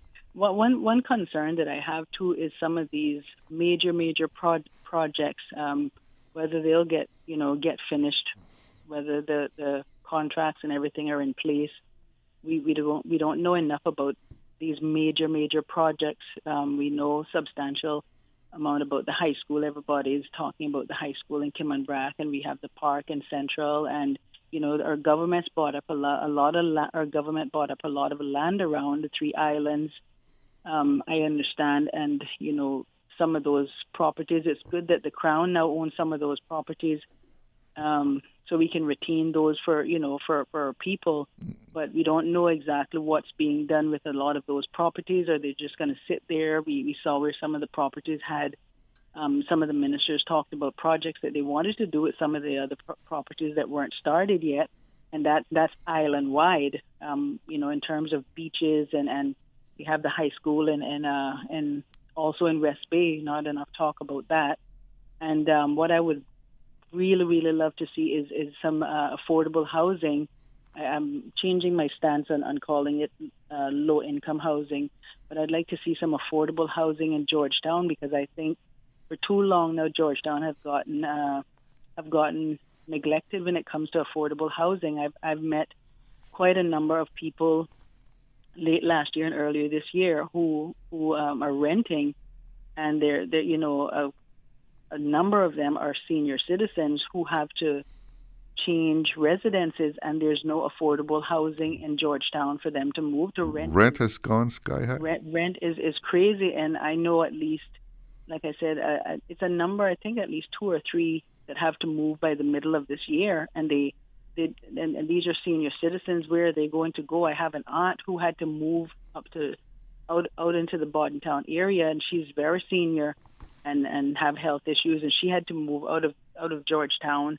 And there's some other people, and so we don't have affordable housing in Georgetown, and we've seen this lack for many years. There was a building right there at the corner of Jose that they used for affordable housing for some time, and they demolished that, and we've never heard of anything else. Some there was a lot of campaigning on it for all persons during this election, and so we're hoping. I do believe, and I will wait to see in the strength of this new government that they will make good on their campaign promises, because we know that there's land in Georgetown already purchased under various administrations for public housing, for affordable housing in different areas of Georgetown. So there shouldn't be any lack of land, and that's easy to find out with the checking of the lands where. Well, like you said, they bought up land, so they should have some that they can use for affordable housing. I have to break in on you because I have to take a break, and those of you, I think we have 2 callers on the line. We'll be I'll right. run and let you deal with them. Okay, we'll be right back, and we'll take those calls after the break. Shipping to the Cayman Islands is fast, reliable, and seamless thanks to Cayman Airways Cargo. Need it faster than ocean freight? Cayman Airways Cargo offers multiple cargo flights to Grand Cayman from Miami weekly, so your packages, whether big, small, or in between, will arrive in no time. You can even use a Cayman Airways Cargo US address for your online shopping. Cayman Airways Cargo is also the only carrier providing air freight services for Cayman Brac and Little Cayman. Contact us today and see why Cayman Airways Cargo was voted as Cayman's best cargo and logistics company in the Best of Cayman Awards. For details, visit CaymanAirways.com/cargo. Subway and Oreo has changed the dessert game. Introducing the Oreo Footlong Cookie, a full 12 inches of chocolatey, creamy goodness. It's big, it's bold, and it's here for a limited time. Perfect for sharing or not. We won't judge. Want it fast? Order ahead with the Subway Cayman Islands app for quick pickup and earn loyalty points, or get it delivered straight to your door with Bento and Let's Eat. Don't wait. Treat yourself today. The Oreo Footlong Cookie is calling your name. Subway. Eat fresh. Snack sweet. Looking to transform your space? From custom homes to commercial spaces, we bring your vision to life with precision, quality, and elegance. At Mike's Builders, we make it happen. Mike's Builders turned my dream home into a reality. Their team is professional, efficient, and truly the best in the business. Good communication? Check. Cleanliness? Check. Professionalism? On point. You have to try Mike's Builders for yourself. Call us today at 923-0706. That's 923-0706. Mike's Builders. Let's build a beautiful world together. Freedom, Cayman Brac. Freedom, Little Cayman. Soft breezes, blue waters, no traffic. Unwind and rejuvenate your mind, body, and soul. Sister Island Staycations, a taste of freedom.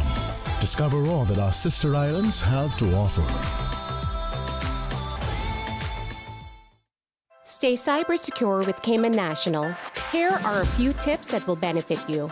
Ensure to log out completely when you finish any online banking activities. Be aware of phishing attempts and only click links from trusted sources that are sent from your device through emails and messages. Remember, Cayman National will never ask you for your credentials. If you suspect a fraud attempt or that your account has been compromised, please immediately contact our customer support team at 949-8300.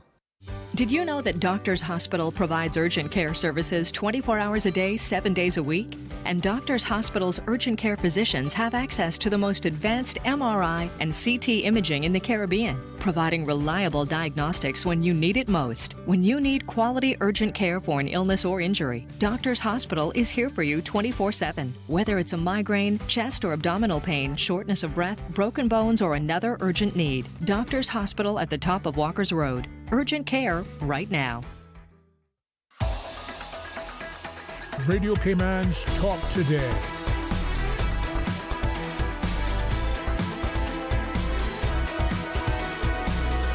What is on your mind, Cayman? We've got about 5 minutes left in the show, so let's go straight to the phone lines. Good afternoon. You're on the air with Talk Today. Hello? Good afternoon, Mr. Charles. Good afternoon.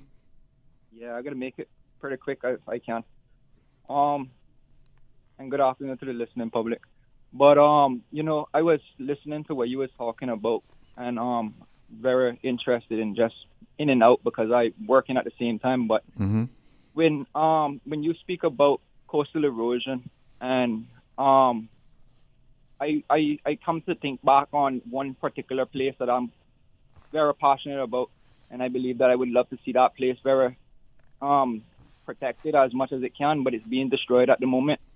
Pageant Beach, down by the wharf, yeah. The big hotel, Grand Hyatt, that a lot of people kind of be quiet about it because maybe they promised a little job that might be temporary in a moment because they know that they're going to have to hire more people that would work for a lot less.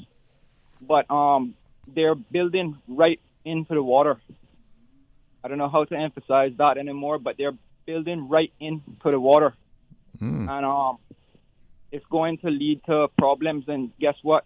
We have these people talking about climate change and climate action. Then they'll eventually talk about sea levels rising again. I would like to know if they think that if they place sand in the areas where water was, if it's going to stay there. That's just a part of the coastal erosion problem. But another thing is our road safety. I believe that the people in the public need to realize that as pedestrians, they have a responsibility as well to stay alive. Their responsibility is to stay alive, pedestrians and the cyclists. Yeah, well, everybody has to play by the rules. Right. Our responsibility on the road, people that are driving, would be to keep an eye out for these people. And that's why we have licenses for, to know that you're qualified to pay attention. Unless you would have never passed. But some people probably get to skip those things because of, I don't know, whatever reason. Because it's quite clear that they don't care.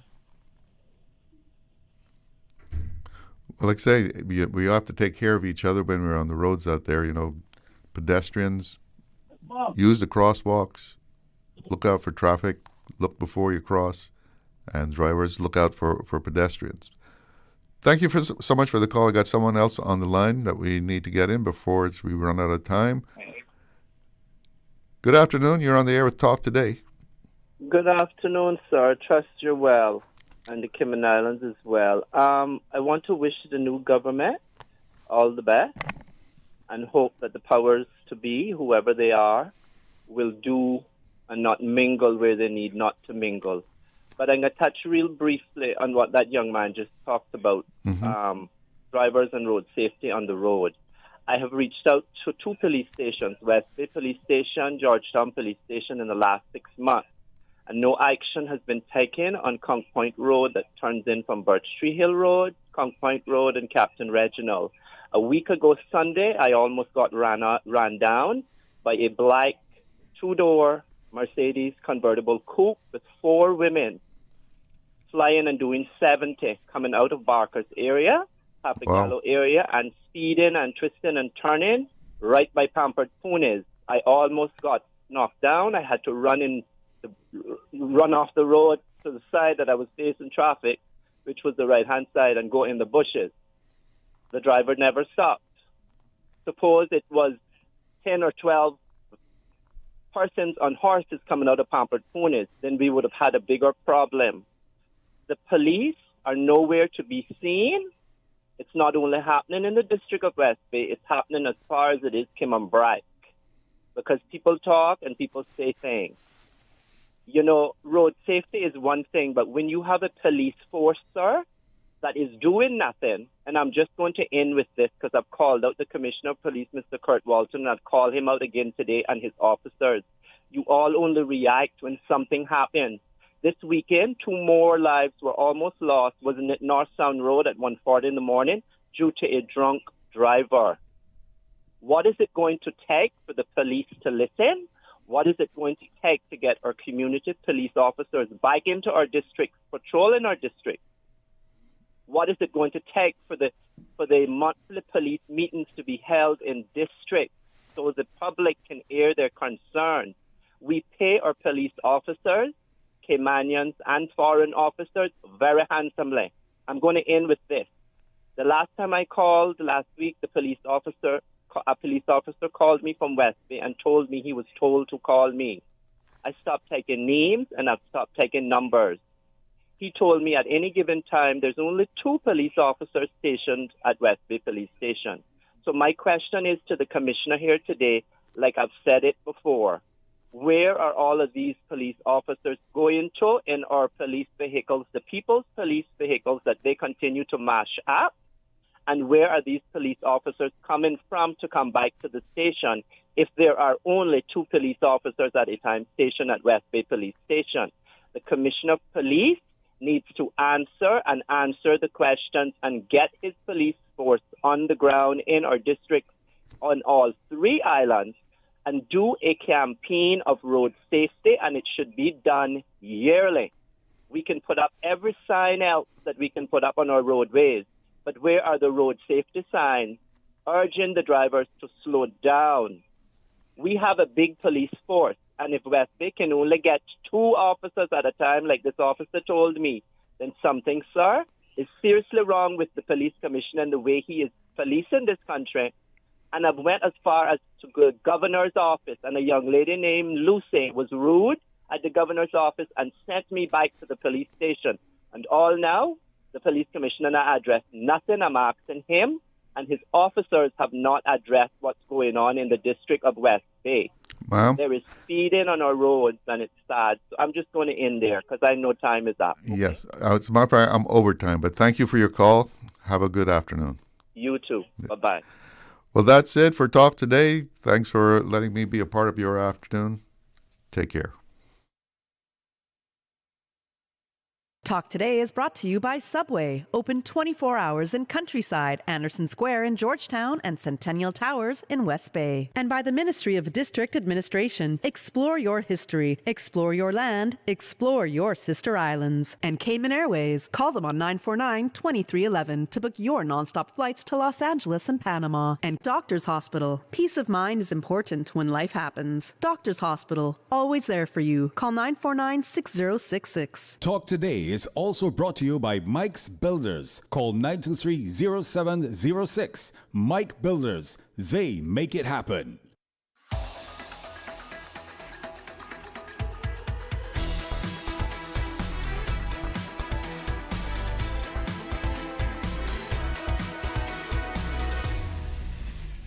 Shaken yet standing firm. This is Radio Cayman.